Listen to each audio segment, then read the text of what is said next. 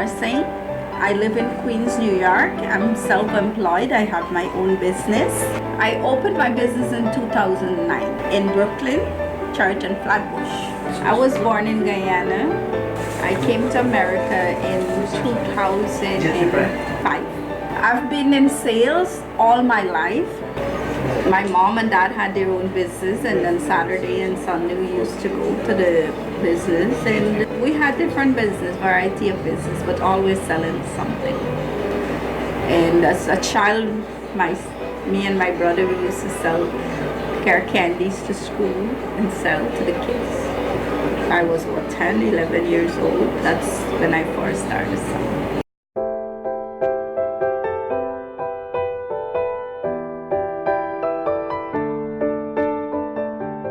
One time I was in my early teen, and these guys, they draw their money and they come to the shop and they buy all their stuff, their food or whatever, and the balance of the money that they have, they would just go to the run shop and drink it out.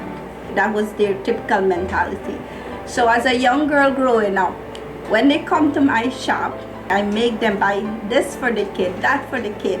The change, I try to give them more cookies or candies or stuff that the kids would need. I always try to grab as much of their money that I used to get. And my mom used to say, "Oh, Jenny," she calls me Jenny, she said, "Oh, Jenny, let the man go home with some money. You're taking all their money." So that was part of me. As a young teenager growing up, I was always a hustler. And I said, "Mommy, when they go with the money, when they gonna go straight in the rum shop to drink the money out? So it's better to buy things where the kids gonna enjoy and where the wife gonna be happy."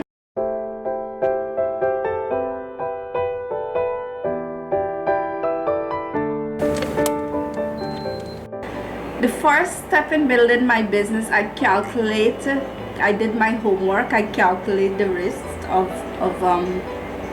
like the profit, how much can I sell and how much can I make and how much my expense. And I know at the time I save up on the capital that I had, that I didn't have the amount of money where I could have taken a big store and pay a huge amount of rent, because the rent in New York is expensive. But I started from the free market, because at that time the free market, the rent is not much. It was like $80 a day for a stall, so it was nothing actually. But renting a store is like $5,000-$6,000 a month, so I didn't afford to rent the store to start a business. So I just started one season in the free market only. I was getting my jewelry, getting the trays and all the equipment, the display and everything that I need, the tables, everything then up. And then I leave my job, I think the Friday, and then the Saturday I went straight into the free market, because I remember there was no time that I didn't have a salary or an income. From the salary of my job straight to the profit of my business. At the store, I think I was working for like $500 per week. The first day that I sell in the free market, I made over $500 profit. So right away I know that, hey, this works.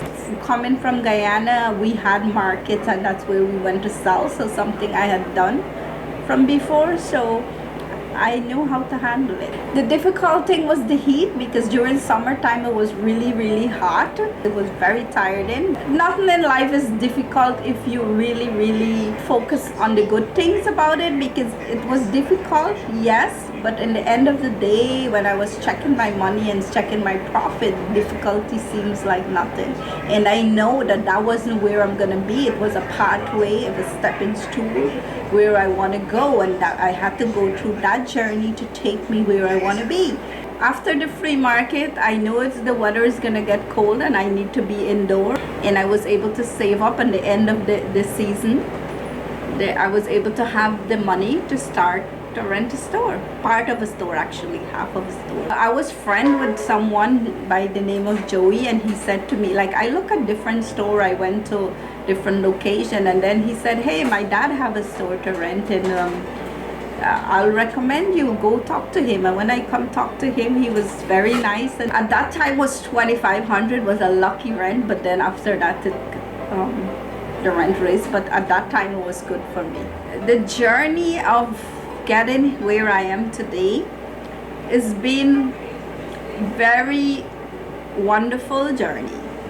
Was challenged along the way, lots of hard work, I could have give up a lot of time, but I'm not a quitter. And the most important thing, I like what I was doing and I'm comfortable in what I'm doing, and I was excited in what I'm doing.